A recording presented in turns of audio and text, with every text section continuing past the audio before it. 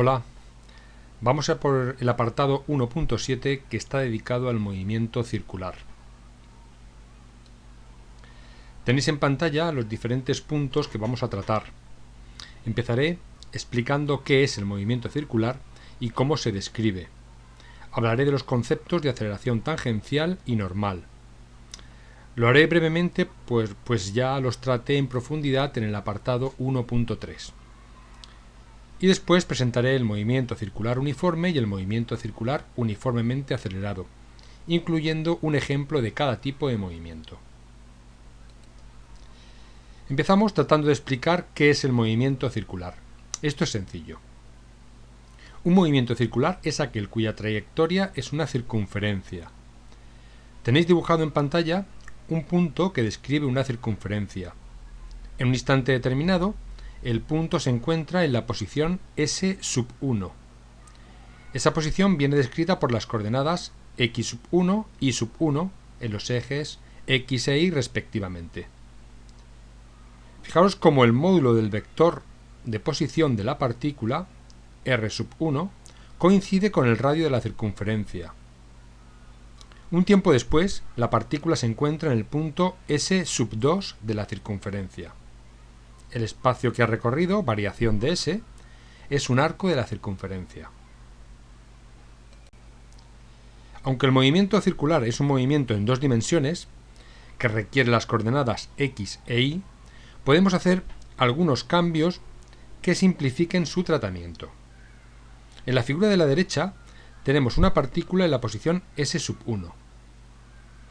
Esa posición también viene caracterizada, además de por sus coordenadas x e y, por el radio r mayúscula y por el ángulo φ 1 en este caso. De manera que dando el radio r y el ángulo φ, podemos describir la posición de la partícula sin recurrir a sus coordenadas x e y. ¿Qué ganamos con esto? Bueno, si tenemos en cuenta que el radio r es constante para una circunferencia, especificando el ángulo φ, tendremos toda la información necesaria sobre la posición de la partícula. En cierto modo, lo que hacemos es transformar un movimiento en dos dimensiones que requiere de dos coordenadas que cambian con el movimiento x e y en un movimiento en el que solo tenemos que especificar el radio r, que es constante, y la posición angular o ángulo φ, que es lo que cambia al moverse la partícula. Es como si tuviéramos un movimiento en una dimensión. Para completar este tratamiento, lo que hacemos es transformar nuestras magnitudes para el movimiento lineal, posición, velocidad y aceleración, en sus correspondientes magnitudes angulares. Posición angular o ángulo, φ, velocidad angular, omega, que será la variación del ángulo con el tiempo, y aceleración angular, alfa, que será la variación de la velocidad angular con el tiempo. ¿En qué unidades se miden estos nuevos parámetros? Pues si el espacio se mueve en metros, el ángulo se medirá en radianes, que ahora os explicaré lo que es. Si la velocidad se mide en metros partido segundo, la velocidad angular se medirá en radianes partido segundo. Y si la aceleración se mide en metros partido segundo cuadrado, la aceleración angular lo hará en radianes partido segundo cuadrado. ¿Qué es un radián? Es una de las unidades que utilizamos para medir ángulos. Otra unidad que todos conocemos es el grado. Todos sabemos que una circunferencia tiene 360 grados. El radián es una unidad más apropiada en física. Su definición es sencilla. Cogemos una circunferencia de radio r y dibujamos un arco que mida lo mismo que el radio, es decir, r. Lo tenéis en la figura. Ese ángulo que se forma es de un radián. La circunferencia completa tiene 2 por pi radianes. Una circunferencia completa tiene 2 por pi radianes. Quedaos con este dato que es muy importante. ¿Cómo se relacionan las magnitudes lineales con las angulares? Con las expresiones que tenéis en pantalla y que son muy importantes, por eso las he recuadrado. Fijaos que la posición, la velocidad y la aceleración se obtienen multiplicando sus correspondientes magnitudes angulares por el radio. Vamos a seguir trabajando con esto porque es muy importante. Imaginemos un grupo de amigos que se abrazan lateralmente y que van a moverse conjuntamente describiendo una circunferencia. Son esos puntos negros que tenéis dibujados. Al cabo de un tiempo, si se mueven con una velocidad angular omega, habrán descrito un ángulo, phi, dibujado en la figura. La velocidad angular es la misma para todos, pues todos completarían una vuelta al mismo tiempo. Recordemos que se mueven conjuntamente. Y el ángulo que describen también es el mismo para todos, pues se mueven conjuntamente.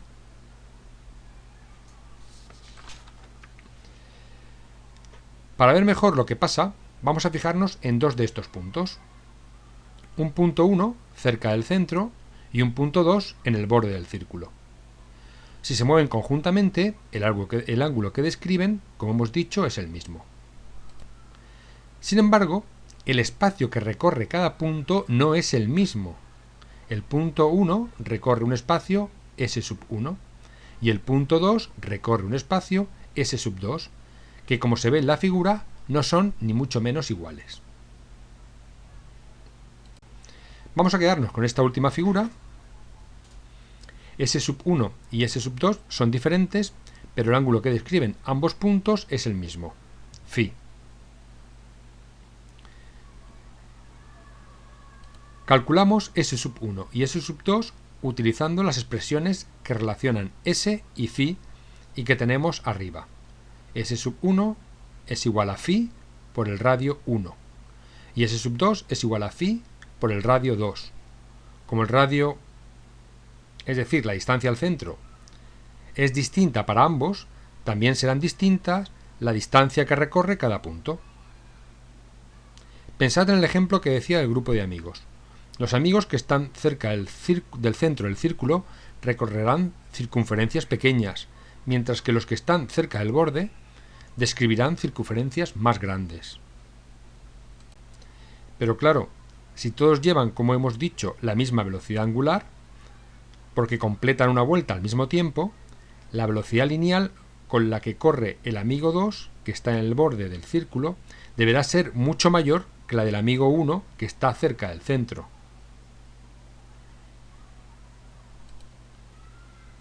Puesto como expresión matemática, v1 es igual a omega por r1 y v2 es igual a omega por r2. Como r2 es mayor que r1, v2 deberá ser mayor que v1, como habíamos intuido. Y lo mismo pasa con la aceleración. La aceleración angular es la misma para el punto 1 y el punto 2, alfa. Pero sus aceleraciones tangenciales serán diferentes. La aceleración tangencial 1 será igual a alfa por r1 y la aceleración tangencial 2 será alfa por r2. Fijaros que equiparo la aceleración angular alfa con la aceleración tangencial y no con la aceleración. Esto lo vamos a ver enseguida, no preocuparos.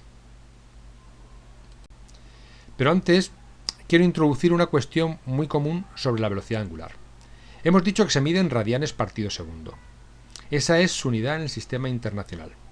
Sin embargo, se utiliza con mucha frecuencia otra unidad que son las revoluciones por minuto, RPM. Revoluciones por minuto. ¿Cómo pasamos de revoluciones por minuto a radianes partido segundo? Muy fácil. Una revolución por minuto es una vuelta partido minuto. Vamos a hacer un doble cambio de unidades.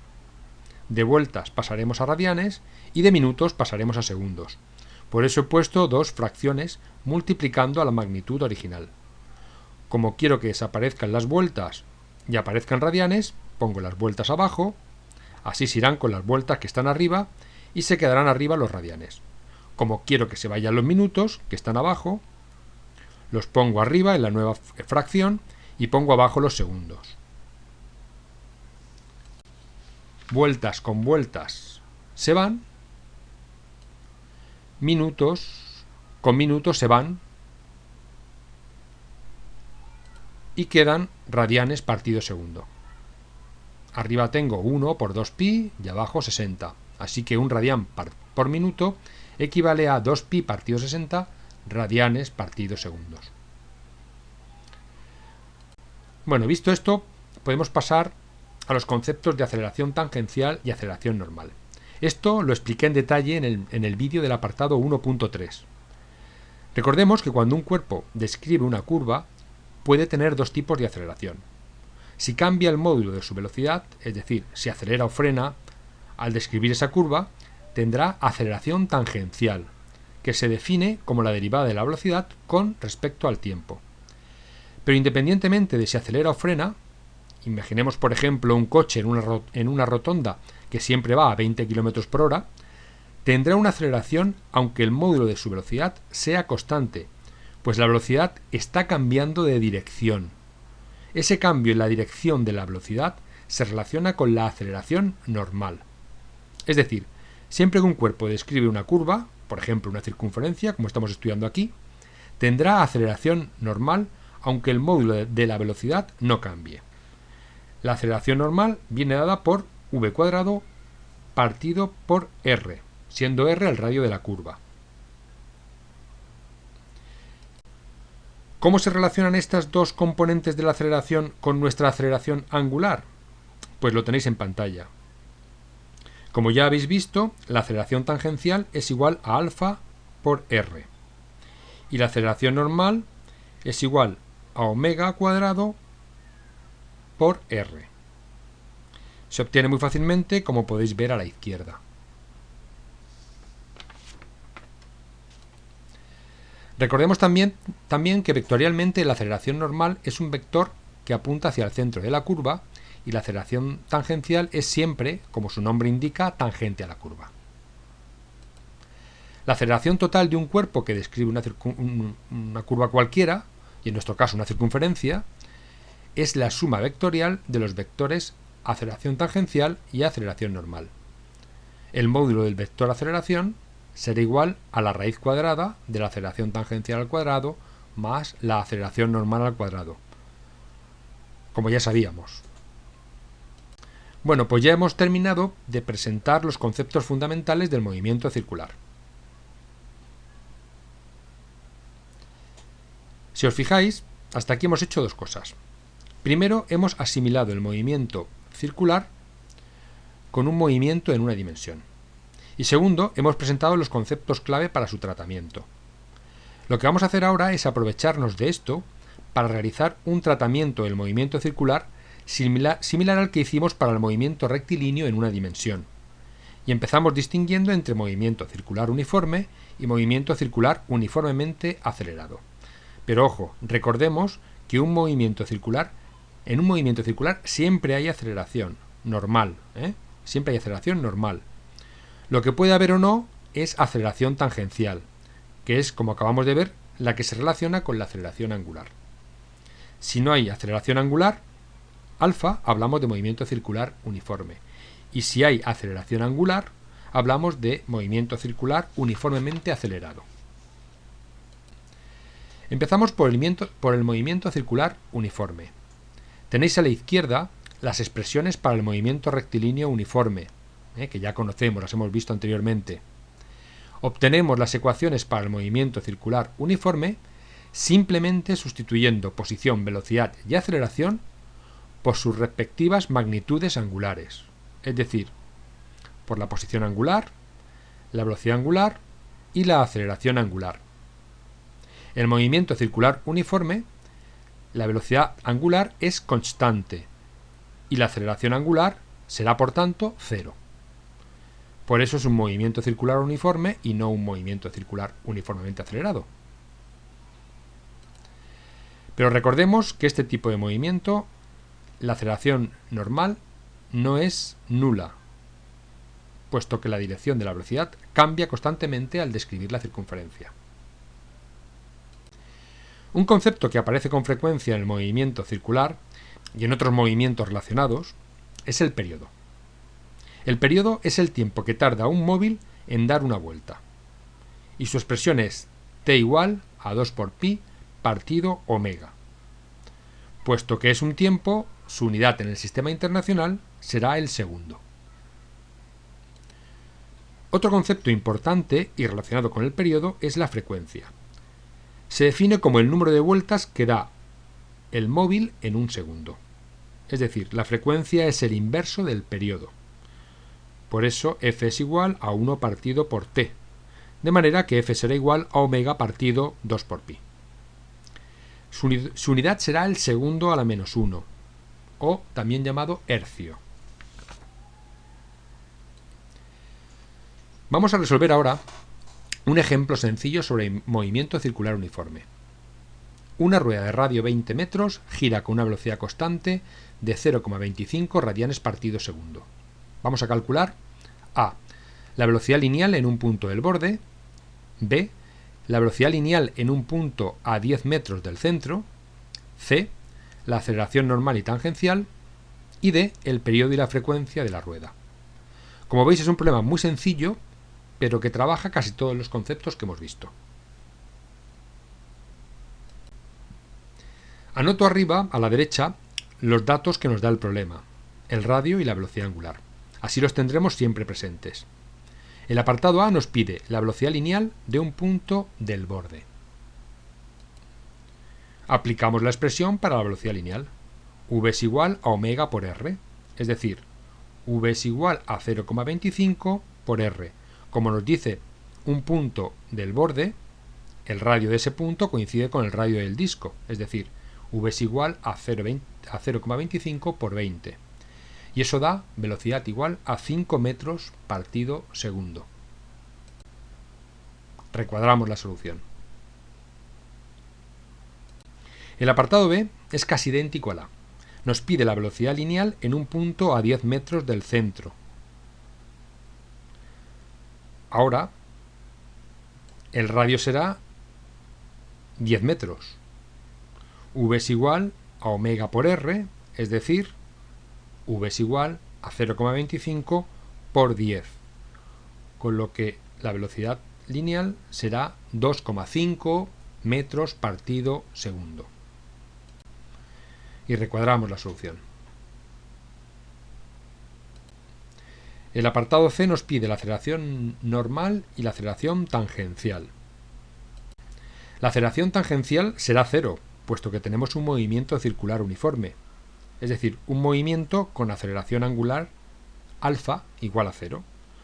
Puesto que la aceleración tangencial es alfa por r, si alfa vale 0, la aceleración tangencial será 0. Sí habrá, como ya he insistido varias veces, aceleración normal, puesto que la velocidad cambia de dirección constantemente. La aceleración normal es igual a omega al cuadrado por r. Sustituimos y obtenemos que la aceleración normal vale 1,25 metros partido segundo cuadrado. Y recuadramos las soluciones. Por último, el apartado D nos pide el periodo y la frecuencia de la rueda. T es igual a 2pi partido por omega. Sustituyendo, T será igual a 25,13 segundos. La frecuencia será 1 partido por el periodo, es decir, F igual a 0,04 segundos a la menos 1 o 0,04 hercios. Recuadramos las soluciones. Y ahí tenéis la solución a todos los apartados. Y con esto terminamos el estudio del movimiento circular uniforme. Vamos a por el movimiento circular uniformemente acelerado. Empezamos haciendo lo mismo. Partimos de las ecuaciones para el movimiento rectilíneo uniformemente acelerado que todos conocemos. Y escribimos la del movimiento circular uniformemente acelerado cambiando la posición, la velocidad y la aceleración por la posición angular, la velocidad angular y la aceleración angular. Aquí alfa no será nula, es decir, habrá aceleración angular. Por eso hablamos de movimiento circular uniformemente acelerado. En el movimiento circular uniformemente acelerado tendremos tanto aceleración tangencial como aceleración normal, con las expresiones que ya conocemos. Vamos con un ejemplo del movimiento circular uniformemente acelerado. Un disco de 20 centímetros de diámetro comienza a girar partiendo del reposo con una aceleración angular de 4 radianes partido segundo cuadrado. Calculamos. A. Velocidad angular a los 15 segundos. B. El ángulo y el arco descritos durante esos 15 segundos. C. La aceleración tangencial y la aceleración normal a los 15 segundos. Y D. La aceleración lineal en ese mismo instante.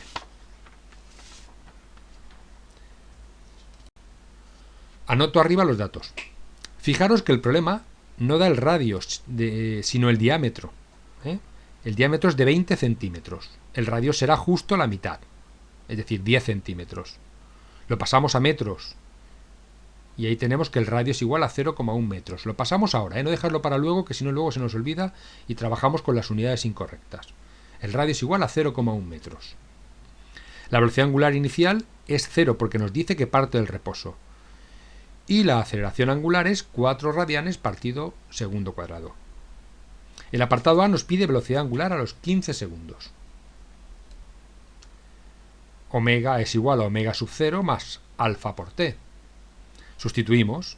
La velocidad angular, omega, será igual a la velocidad angular inicial, 0, más 4, que es lo que vale alfa, por el tiempo, que es 15. Y esto nos da que la velocidad angular a los 15 segundos es de 60 radianes partido segundo. Y recuadramos la solución. El apartado B pide el ángulo y el arco a los 15 segundos. Empezamos con el ángulo. Phi es igual a phi sub 0 más omega sub 0 por t más un medio de alfa por t cuadrado. Sustituyendo, phi será igual a 450 radianes. Ese es el ángulo descrito. El arco lo obtenemos de la expresión que relaciona el arco con el ángulo y el radio. S es igual a phi por r. Es decir, S es igual a 450, que lo acabamos de calcular, por 0,1. Es decir, el arco es de 45 metros. Recuadramos las soluciones.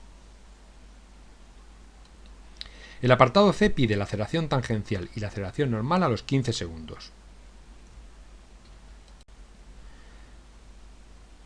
Aceleración tangencial es igual a alfa por r, es decir, será igual a 4 por 0,1. De manera que obtenemos que la aceleración tangencial es de 0,4 metros partido segundo cuadrado. La aceleración normal es igual a omega cuadrado por r, es decir, a 60 al cuadrado por 0,1. Entonces la aceleración normal será de 360 metros partido segundo al cuadrado. Y recuadramos las soluciones. El apartado D nos pide la aceleración lineal a los 15 segundos. Como ya vimos, esta será la suma vectorial de la aceleración tangencial y la aceleración normal. De manera que el módulo de la aceleración lineal será igual a la raíz cuadrada de la aceleración tangencial al cuadrado más la aceleración normal al cuadrado. Acabamos de calcular ambos conceptos y sabemos su valor. Sustituimos la aceleración tangencial por 0,4, la aceleración normal por 360 y obtenemos que la aceleración es igual a 360,0002 metros partido segundo cuadrado. Y recuadramos la solución. Y ahí tenéis las soluciones a todos los apartados. Para finalizar, os pongo de forma resumida todas las expresiones para el movimiento circular. Podéis hacer una foto o captura de pantalla para tenerlas todas juntas. Debéis ir memorizando todas estas fórmulas. Es sencillo y os ayudará mucho a la hora de resolver problemas. Esto es todo. En el apartado siguiente, el 1.8, resolveré más ejemplos de movimiento circular. Un saludo y hasta pronto.